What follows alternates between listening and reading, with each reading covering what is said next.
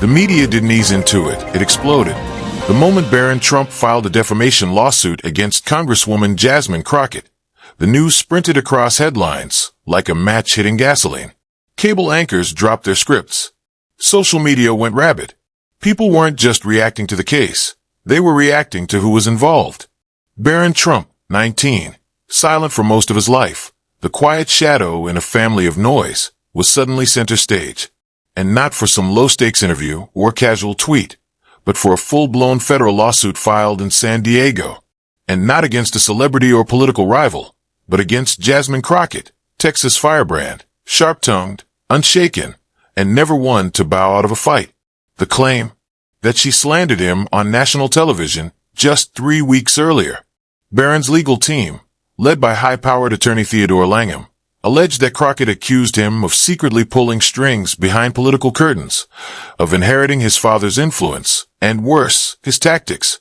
According to the complaint, this wasn't harmless punditry. It was malicious and reputationally damaging. The Trump camp claimed the statements weren't just opinion, they were dangerous. But behind the sharp edges of legal language, everyone saw what this really was. A war of narrative, control, optics, and reputation. Jasmine's response? Classic Crockett. She strolled out of her Fort Worth townhouse the morning after the filing, coffee in hand. No makeup, hair pulled back. Cameras swarmed. A reporter barked, "Congresswoman, any response to the Trump lawsuit?" She didn't break stride. "If they think this'll shut me up, they've clearly never seen a single hearing I've led." Then she turned to the cameras and added with a slight smirk, "They picked the wrong woman." Publicly, she appeared unfazed. But behind the scenes, the air was tense. Her legal team, headed by the sharp and famously unsentimental Marcia Tillman, knew the stakes. "This isn't about a payout," Marcia told Jasmine over Zoom. "It's about blood. Reputational blood." Crockett didn't blink. "Then I better make it worth the show." Within 48 hours, right-wing media unleashed a digital storm. Footage of Jasmine from years ago, grainy debates, heated student forums, out-of-context quotes, were suddenly everywhere. Memes, reaction videos, dissected interviews. She was being painted as angry, reckless, unstable. In the middle of it all, Jasmine sat on her father's old couch in Abilene. He hadn't said much since the news broke. He stared at the TV, while she flipped through a legal binder in her lap. Finally, he said, "You sure about this, baby girl?" She paused before answering. "Why does it always take a fight for people to start listening?" He smiled. "'Cause truth don't move unless you push it." And push she did. 3 weeks earlier, the panel discussion that triggered the lawsuit had aired on a national political roundtable. Jasmine, the only lawmaker present, had spoken candidly during a heated segment on dynastic political influence. "People want to believe Barron's just this quiet kid in the background," she said, leaning forward. "But that's not true. He's working through proxies. He's pushing narratives. Let's not pretend. He's inherited his father's playbook, and not the good parts." The room tensed. The host asked, "You're saying Barren Trump is active behind the scenes? Can you prove that?"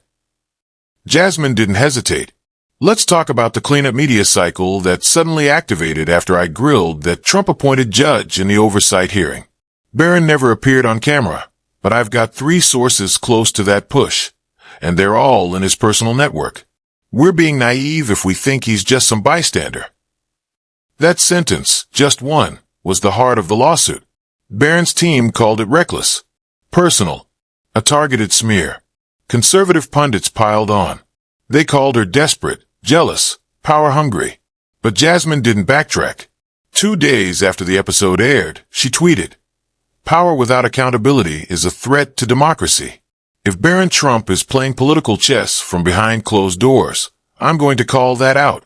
Period." That tweet was Exhibit B in the official complaint. Her words had gone from commentary to legal ammunition. Yet to her team, it wasn't about provocation. It was about pressure. Her chief of staff, Theo McMillan, had seen the signs for months. Every time you call out judicial bias, there's some glossy op-ed or social blast making you look unstable, he told her. Jasmine nodded.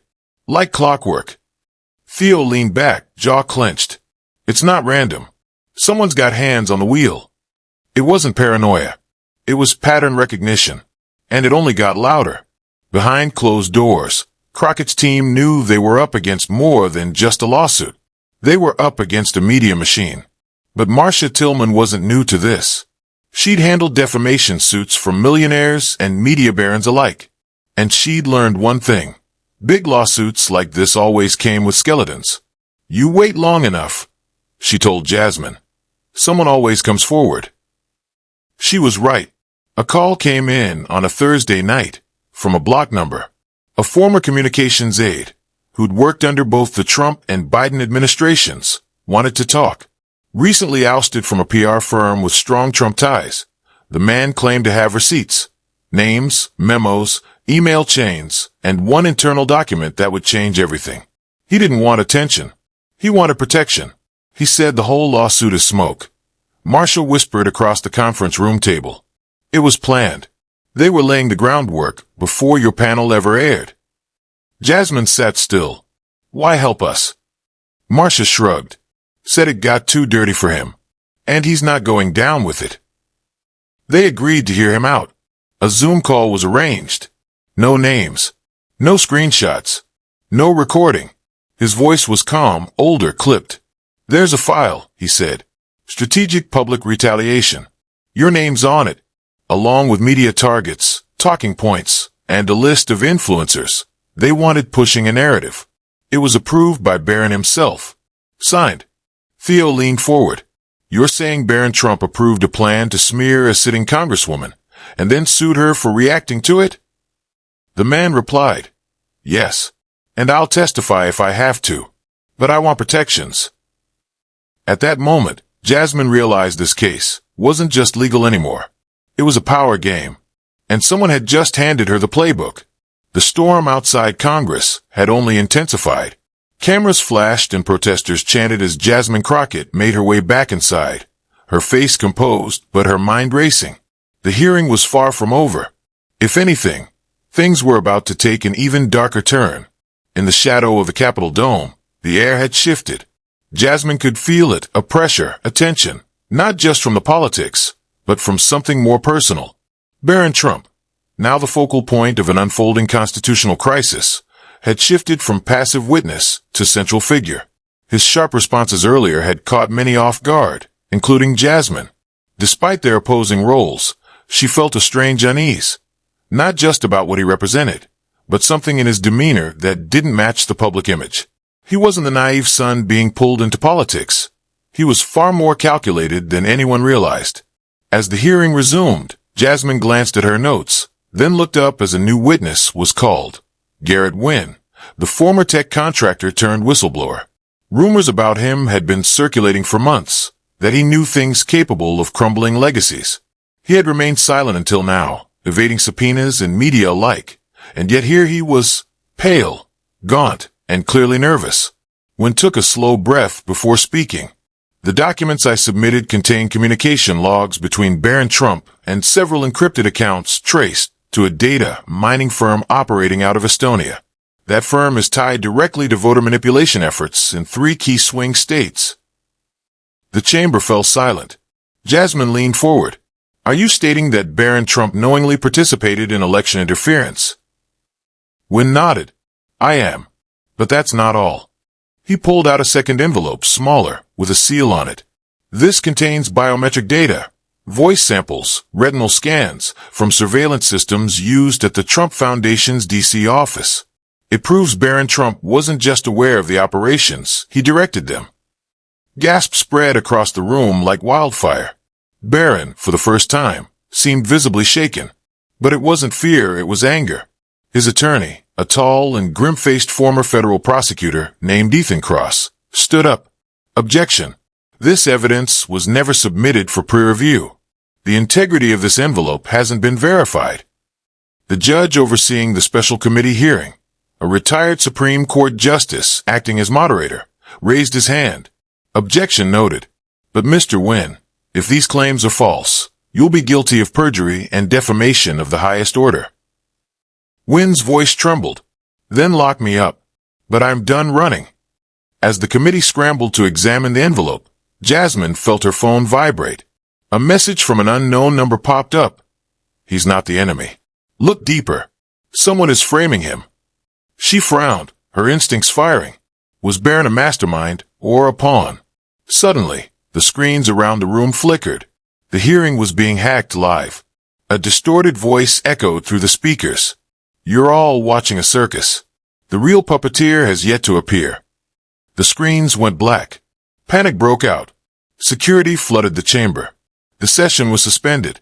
Jasmine grabbed her coat and followed a trail of agents down a side hallway, chasing after the source of the cyber breach. She had to know who sent that message, and whether Barren Trump was the villain or the bait. Later that evening, in a dimly lit office across town, Barren sat quietly, alone, facing his reflection in the window. Behind him, his father's voice played from a recording, a message left months ago. If they come for you, don't fight them head on. Let the storm pass. Then strike. He closed the laptop and turned toward the door, where Ethan waited. Jasmine's digging deeper, Ethan said. Barren smirked. Good. That means she's getting closer to the truth. Just not the one she thinks she's chasing. The night after the breach was unlike any other Washington had seen. Journalists camped outside the Capitol, their cameras turned toward a government on the brink of unraveling. Inside her modest apartment overlooking the Potomac, Jasmine Crocket sat in silence, replaying the hacked hearing over and over. The voice that echoed through the chamber still haunted her, distorted but familiar. It wasn't just a warning, it was a message. Someone inside the machine wanted her to look deeper. Jasmine's instincts sharpened when she noticed something strange. The biometric data when submitted. It had been flagged in a secure intel database 2 months ago. That meant someone in Homeland Security already knew. Why hadn't it come up earlier? She picked up her encrypted phone and called an old contact, Maya Lin, a cybersecurity analyst who owed her a favor from a previous leak. Maya, I need you to run a trace on a data envelope submitted today at the hearing. There's a ghost inside this case, and I don't know whose side it's on. Maya hesitated. Crocket, this thing is radioactive. That biometric data was flagged under Project Echo Black, top secret clearance. You just stepped into something buried beneath 3 layers of national security. Jasmine's heartbeat quickened. Then I need you to dig faster. Meanwhile, in a sleek Georgetown penthouse, Barren Trump was holding a meeting of his own. His team, composed of tech advisors, legal experts, and 2 ex-intelligence officers, were gathered around a massive touchscreen table, reviewing the timeline of events. There were no illusions here. The leak was too clean, too orchestrated. Someone had sacrificed Wynne as a diversion. Who benefits from me being framed? Barren asked aloud. Ethan Cross replied. Whoever wants to destabilize the Trump political machinery without touching your father. They're splitting the empire by removing you, piece by piece. Barren looked at a live feed of Jasmine giving a late-night press briefing. She was confident, articulate, and dangerously curious. She's close, Barren muttered. But she still thinks I'm the spider, not the fly. Back in Congress, the Oversight Committee had entered a frenzy. Half of them called for Barron's immediate arrest. The other half demanded an independent investigation. With election season heating up, the scandal had turned into a political weapon, one that could redraw the map of power in D.C. Jasmine received another encrypted file. Inside, an audio clip of a conversation between 2 high-ranking officials, one from Homeland Security, the other from a powerful private defense firm. The transcript was chilling. Trump's kid is a soft target. We burn him, and the foundation falls. What about Crocket? Let her dig. We'll spin it as ambition. She gripped her desk tightly. This wasn't just a political conspiracy. It was a full-blown operation. Suddenly, her apartment lights flickered, and her computer shut down. A moment later, her door buzzer rang. She didn't move. Then a knock. Congresswoman Crocket, came a muffled voice. It's Agent Morales from Capitol Security. You're being moved to a safe house. There's been a threat. Jasmine opened the door cautiously. Morales held a badge and a tense expression. They found Wynne, he said. Dead. Jasmine sat inside the black SUV, her heart pounding in a rhythm she couldn't control. The Capitol Security convoy moved fast,